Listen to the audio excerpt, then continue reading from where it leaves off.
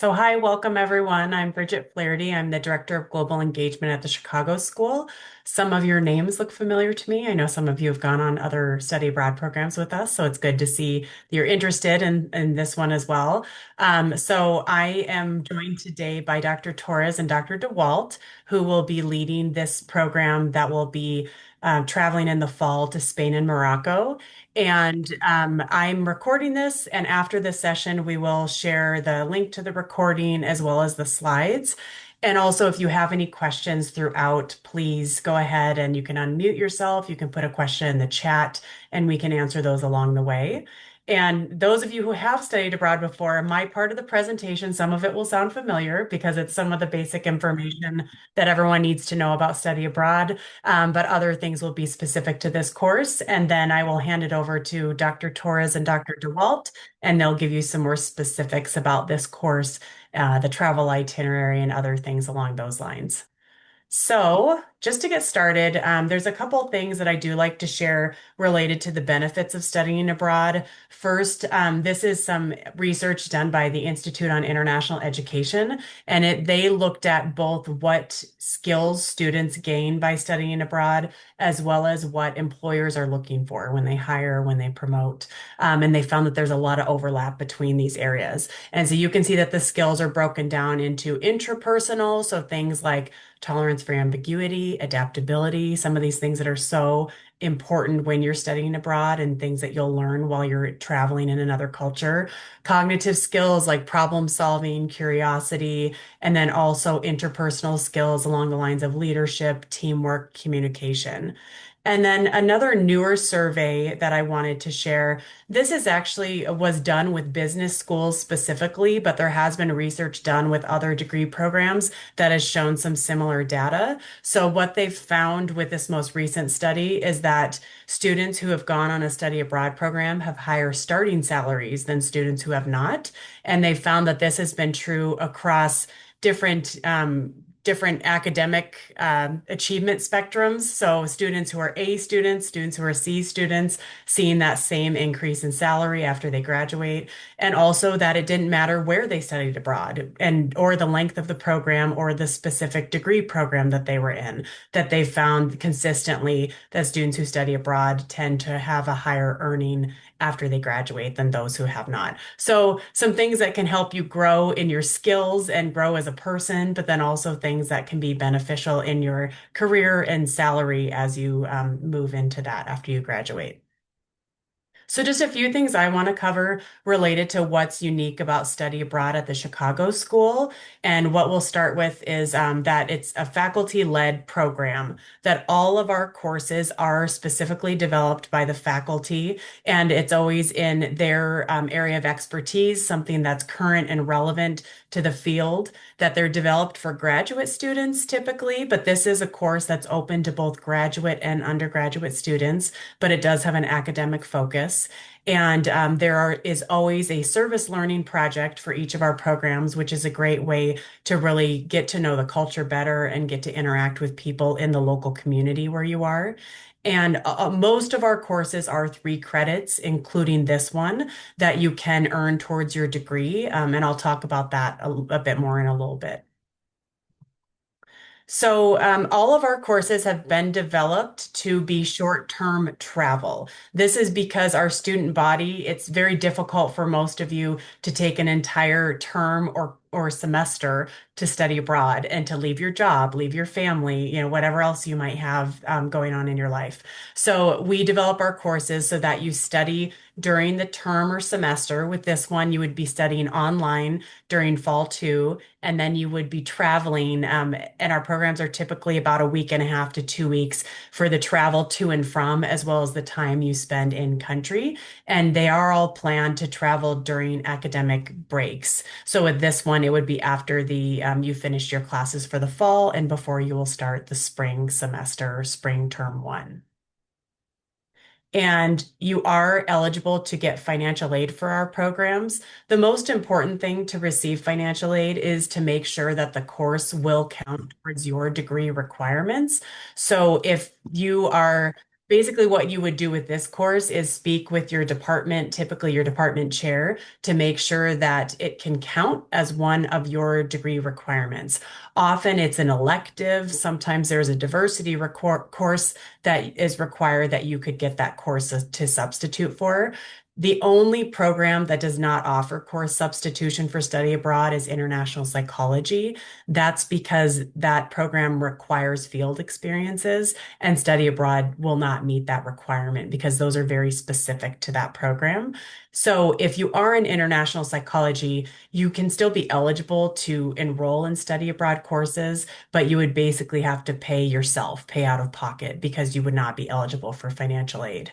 Otherwise, any of you who are eligible for financial aid, it meets the standard rules and the total loan limit. One thing I do want to mention, though, is that there are, as some of you may know, there's changes coming to financial aid, particularly for graduate students starting on July 1st. And we're still looking into what those changes will be, what it will look like for our students, and how it might affect your eligibility for study abroad financial aid.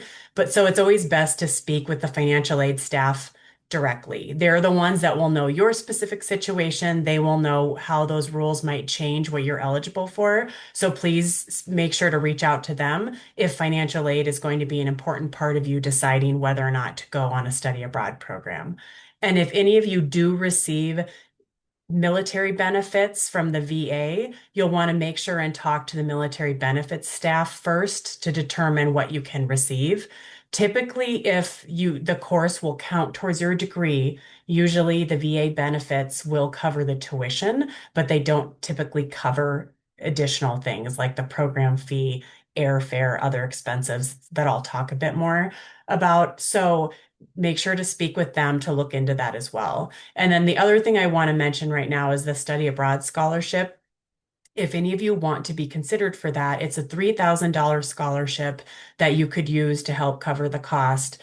And the deadline to apply for the study abroad scholarship is May 31st. The way it works is that when you actually go into the application itself, there's a question about being considered for the scholarship, and you need to upload an essay. And there's an essay prompt for what you need to write about.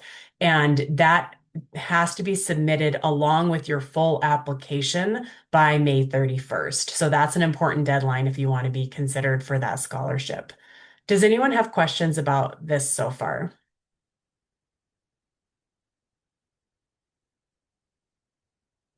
Okay, not hearing any right now. So let's talk a bit more about the application process. All of our study abroad courses, we have to determine months in advance whether or not we'll have the students to run the course and then start paying to reserve hotel rooms and tour guides and other things like that. So because of that, we run our deadlines on the term before the course itself is. So since this is a fall two course, the deadlines are based more on fall one. And so they're a bit earlier than you might expect otherwise. So for this course, the application deadline itself is 2 weeks before the fall one term begins, which is August 16th.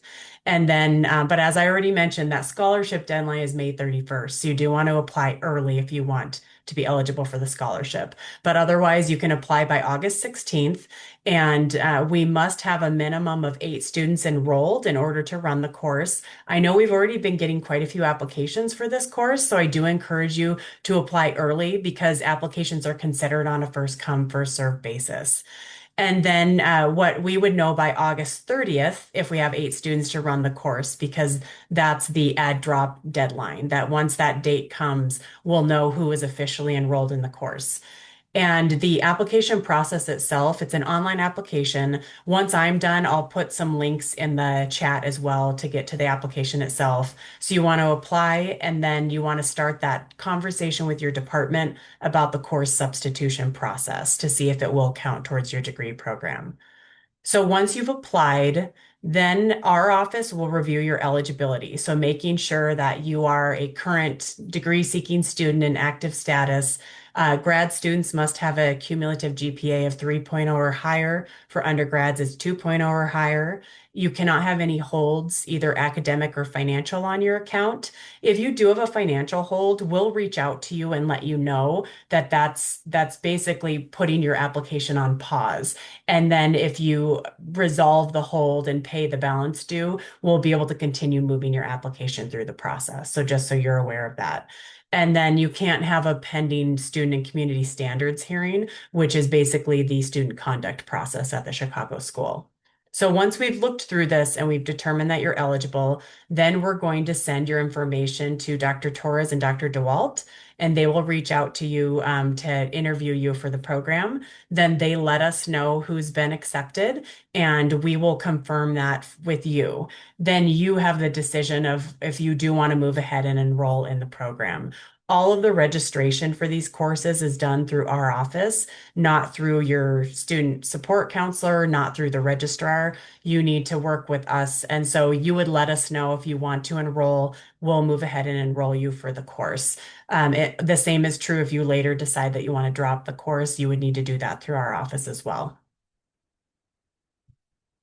So just a little bit more about the cost of the program, that the you would have to pay tuition for the course, which is 3 credit hours at your degree level. So if you're earning a doctorate degree, you'd be paying your usual doctorate level tuition for 3 credits. And the same is true if you're a master's level, it would be that level of tuition, or an undergraduate level tuition.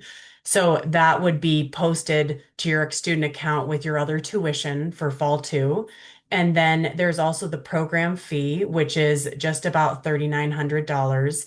That covers the hotels while you're traveling. It covers all of the, like the tour guides, all entrance fees, all activities that are included and required with the program. It typically includes some meals like the welcome and farewell meal. And then it also includes a supplemental travel insurance that I'll describe more in a few minutes.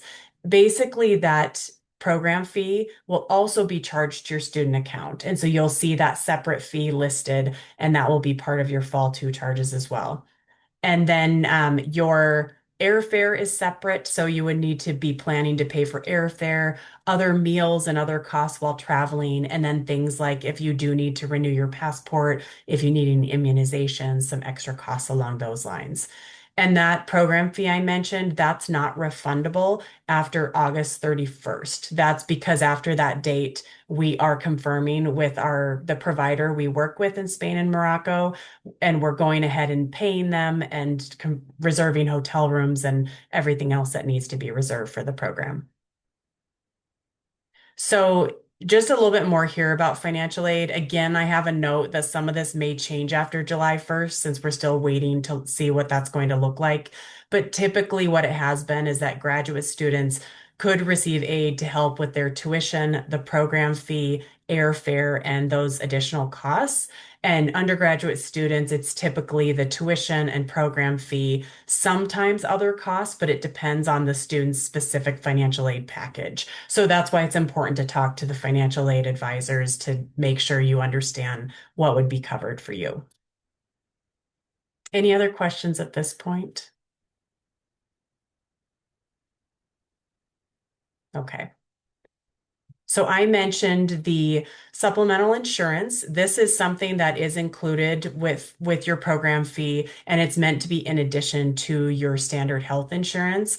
It can cover emergency procedures, anything that happens if you get injured or ill while you're traveling. And the way it works is that you would typically pay out of pocket first and then submit a form and receipts for reimbursement. And it can also cover evacuation if something happens where you have to leave the country suddenly. And it will cover you for up to 7 days before and after the program, the official travel dates in Spain and Morocco. So if you want to travel additionally in those countries, it would cover you during that time. But if you move on to a different, like another third country, it's not going to cover you there as well.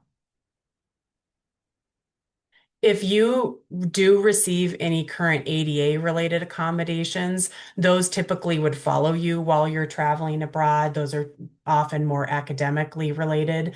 But if there are other things related to traveling, that you might need to have an additional accommodation for, it's important to get in touch with our Office of Student Accessibility early on. They have a request form that you can fill out for that, and then also the email address is listed here as well.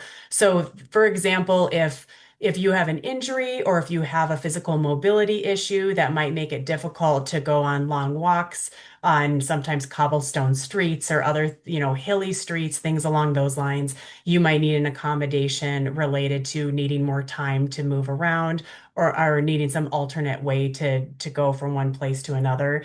If you have prescriptions that need to be kept cold, you might need that special request to have a fridge in your hotel room because that's not always going to be the case in every hotel that you stay in, things along those lines. So just thinking a little bit about what you might need for travel, getting in touch with the Office of Student Accessibility, and then they'll work with my office, the faculty, and our provider to make sure you have what you need for travel.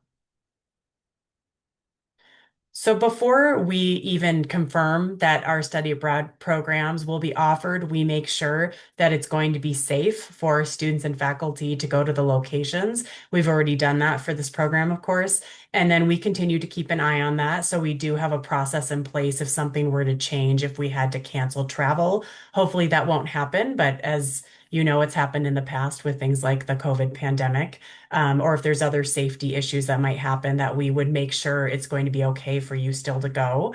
And then there's other things related to making sure you're still meeting the grade requirements, passing the class, turning in assignments. So your own personal things that you need to do to make sure that you can travel with the course as well. And we cover all of that more in the orientation that we'll do in the fall. So, as I mentioned earlier, I'll share these slides, but I have links here where you can go to find more information, and I'll also put some of these in the chat in a few minutes. Does anyone have any questions about what I've covered?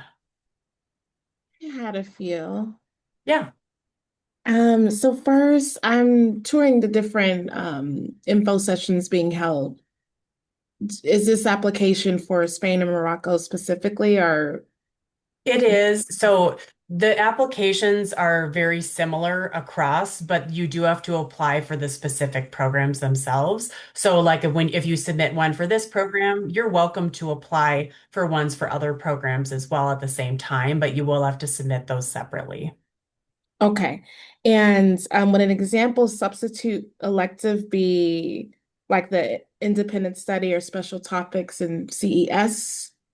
Is that It could be. It depends on your department, and that's what your department chair would be able to help you determine what it could count towards. okay? And the last question, I just started last week. Is it too early to do this, or is Nope. there? Okay. Nope. No, that's a great question. Nope. That's once you're a current active student here, you're eligible to start applying for future programs. Okay. Thank you. Yeah. Okay. If there's not any other ones right now, I'll hand it off to you two. Perfect. Thank you. Yeah. Let me stop my share. Is it still sharing? There we go. Sorry. Got it.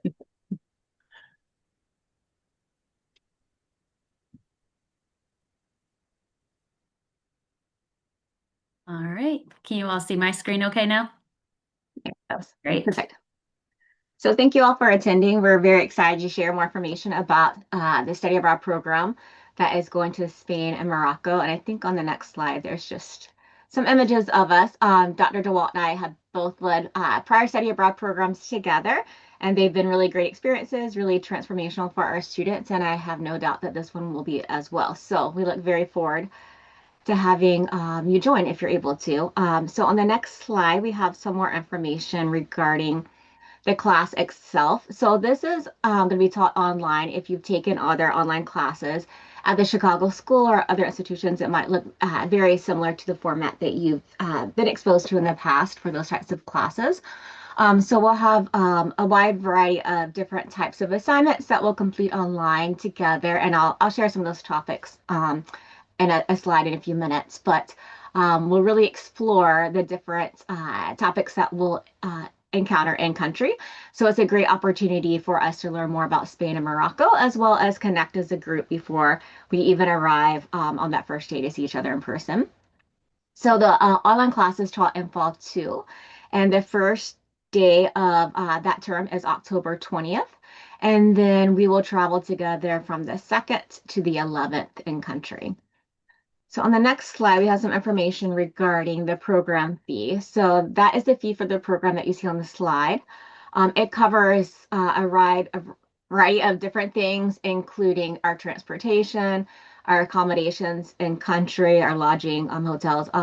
It also includes any admission fees to places that will go as a group together to explore. It includes some group meals as well. We typically have a welcome dinner and a farewell dinner included, and then it might include some additional meals as well as breakfast at the hotels.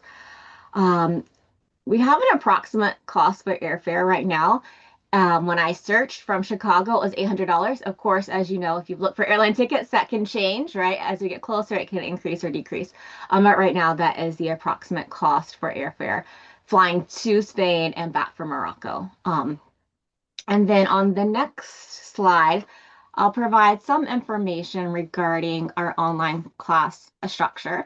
So the class really explores a wide range of topics that are really designed to help you develop a deeper understanding of Spain and Morocco in regards to their educational, cultural, and professional landscapes. So we'll visit a lot of different types of organizations while we're in country.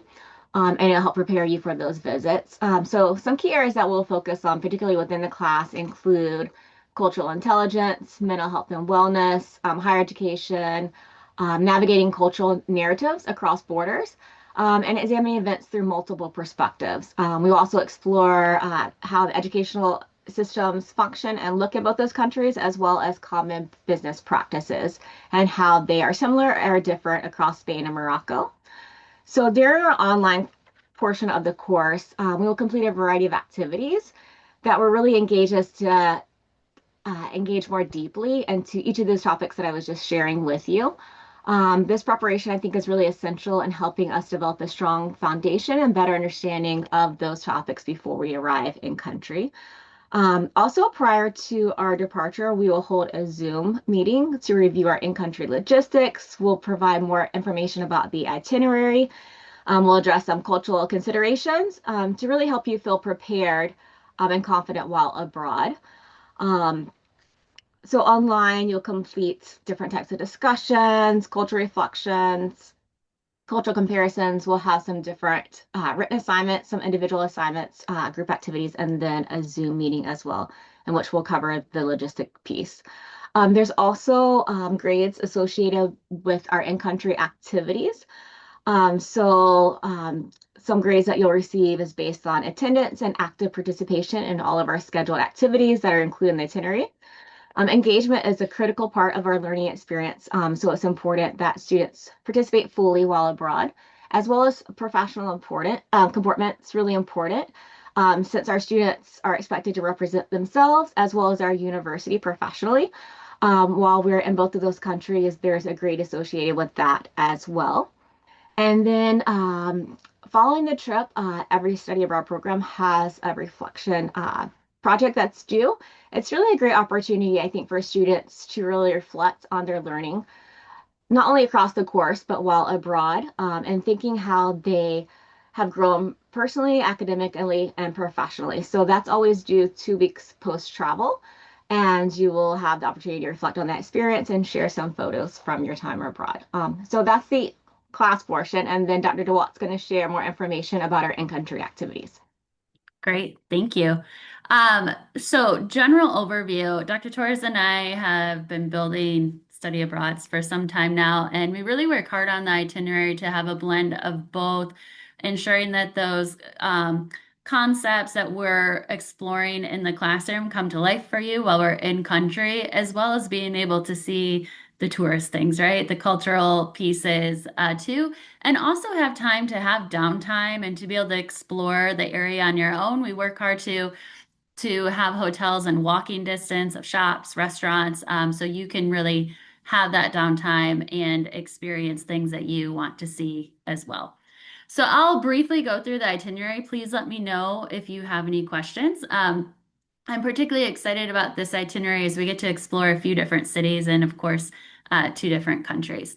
So we'll start in Sevilla when we arrive in Spain, and we always start with an orientation. You'll meet our on-site coordinator. We'll get to all meet each other, and then we'll have a walking tour in the area, and we'll conclude our day with a welcome dinner at a local restaurant. The next day, we will visit the Universidad de Sevilla and be able to have a lecture on educational psychology and learn more about mental wellness in Spain. We'll have free time for lunch and we'll have some cultural activities as well on day 2.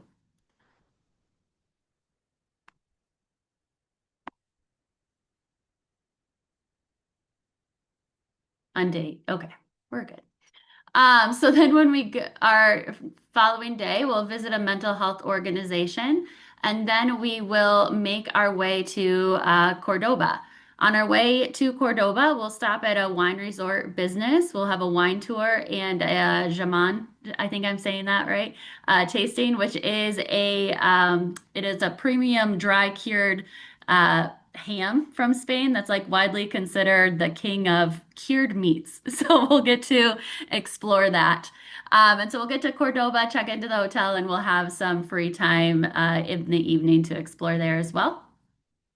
The next day, we'll visit some food businesses, have a food tour, and meet some local families at visit the patios of Cordobas. So this is an area where they decorate patios with flowers. It's actually a very large festival in May, but they're open. Most of them are open still year round. They have a festival in May and a whole competition around how they decorate their patios. And then on this day, we will depart again to our next city of Granada. And in Granada, we'll have some more guided tours and we'll also conduct our service learning activity. And so this location is a youth center. So it's a public space that's dedicated to young people. It offers services for leisure, training, cultural activities, psychological counseling, career support, and community participation. So we'll engage in a service learning activity there. And as we get further details on that event, Dr. Torres and I will prepare you in the classroom for what to expect typically and have conversations around how we best prepare with working with this organization and leaving an impact. And then we'll end the day with a flamenco performance. So that'll be fun. Our next day, we are going to spend the bulk of our time flying to Marrakesh and heading to Morocco. So we'll do that. We'll check into our hotel and begin our journey there.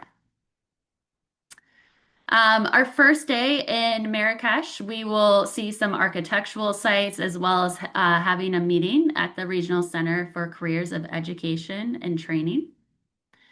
And then our next day in Marrakesh, we're either working to do an Atlas Mountain or a Agafe Desert experience. So we're working through those details currently. And then we'll meet with the local Berber community. So the Berber community, they're an indigenous population of people of North Africa. So they're a population between 30 to 40 million indigenous people, and they span from Egypt to Morocco. So we'll be able to learn from one of those Berber communities while we're in country.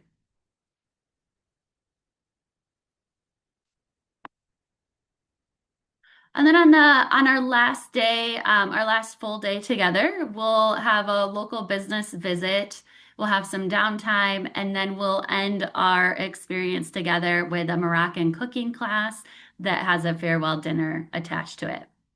And then our last day, we will transfer back to the Marrakesh airport where we'll all go our separate ways. Are there any questions that we can help answer? I know there's some in the chat. I haven't been able to see. I did see that Bridget answered the question about the airfare, but the transfer flight from Spain to Morocco is included in the program fee. So your flight would be the round trip to Spain and from Morocco back. to your home, but the transfer flight we will do as a group. We'll go to the airport together, be on the same flight, and transfer to Morocco together. So you would not be required to worry about that. That's including the program fee. And I can also answer because I know anyone who watches the recording won't see the chat. So just in case anyone else has the same Oh, questions, sorry. the question about students booking their own flights, because everyone's flying from different home cities, everyone does book their own flights to Spain and then Morocco back home. And then the question about the scholarship application, when we'll let you know, we will let you know at least a few weeks in advance of the final add drop date for this program because we want to make sure you know whether or not you have the scholarship before you commit to enrolling in the course. So we will notify you of that. Yeah, and now the other question that came up was about a link to the application for the scholarship itself. So I just want to clarify that the scholarship application is part of the program application. So you'll be able to see that once you go in and start filling out the application for the program. I had a follow-up to that, Bridget. Yeah.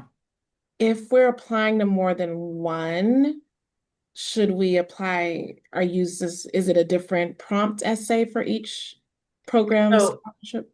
it's the same prompt, but you should be tailoring it to the program itself. So what I would say is if you're wanting to apply for the scholarship, for multiple programs, you would want to make sure you could have some of the same basic, information responding to it, but you should be saying why, what about that specific program is interesting to you. And so that part you should tailor to the program you're submitting it with. Thank you. Yeah, it's a good question. Related to the flights too, Dr. Torres and I put everybody in a WhatsApp group once our course enrollment is confirmed. And so oftentimes students will share what flights they're looking at, and people will group together just to have somebody on a flight if you're coming from the same city or arriving to the same location. So we do that ahead of time.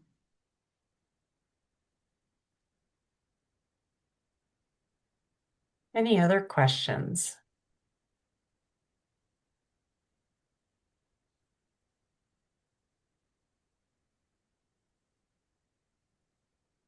If not, you can always reach out to us later on. I will, once the video is ready for this, I'll be sending an email to everyone with that and the slides.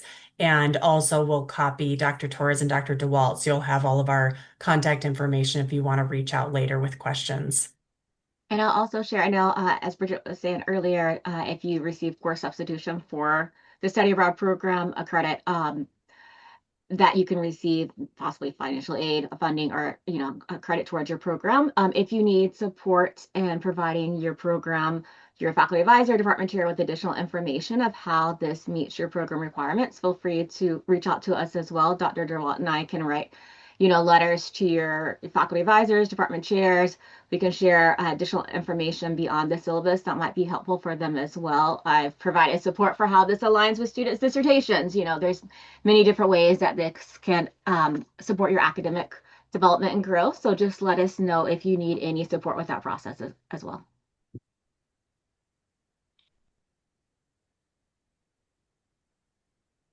Well, if there's nothing else, thank you all for joining us today. I hope you're all excited about this and want to get started on your applications. Thank you. Thank you. Thanks. Take care.